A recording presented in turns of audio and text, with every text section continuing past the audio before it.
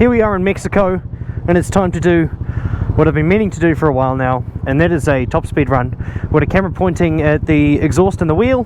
Hopefully it doesn't fall apart. The bike, I mean, not the camera. I'll use a GPS app to figure out the top speed because this is wildly inaccurate, and we'll see what we can do. Thank you to Mexico for having me today. We are in second.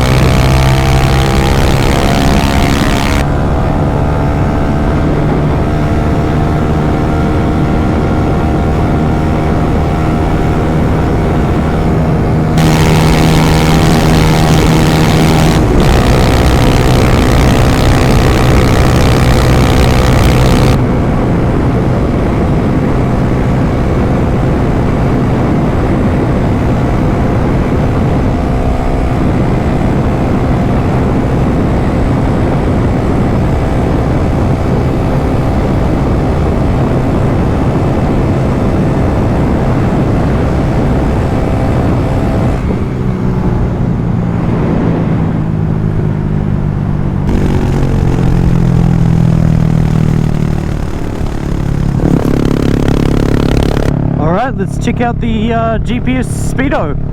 Wasn't as impressive as I thought. The acceleration's definitely there. Third, didn't want to reach the top end. Like I didn't get to the red line, and then fourth was just kind of wound out for a very long time. So, alright.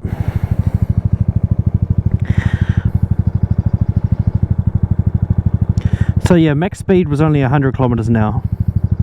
That's it. So we need a lot more road, and to make better use of the gearing. I've got one more road I might try, and then we'll call it a day. So that's 101.3. I'll screenshot that.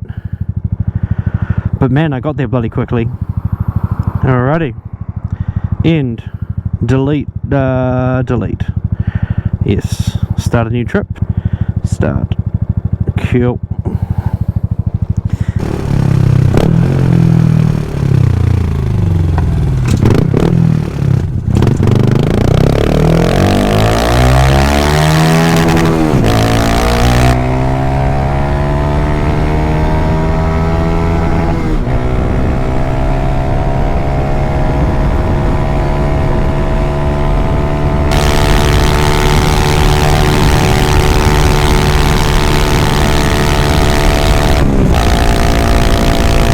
I think this next hill is a big straight going downhill afterwards, so this is our top speed run here, I guess.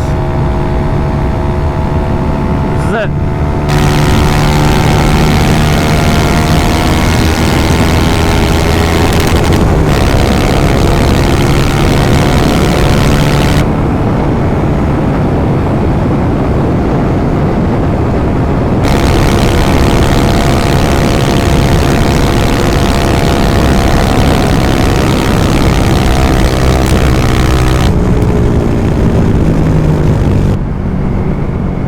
So I don't think we're getting much faster than that.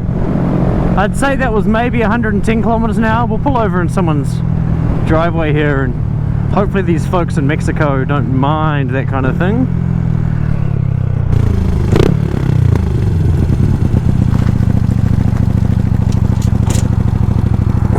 Take off our gloves and check our speedometer. Pause.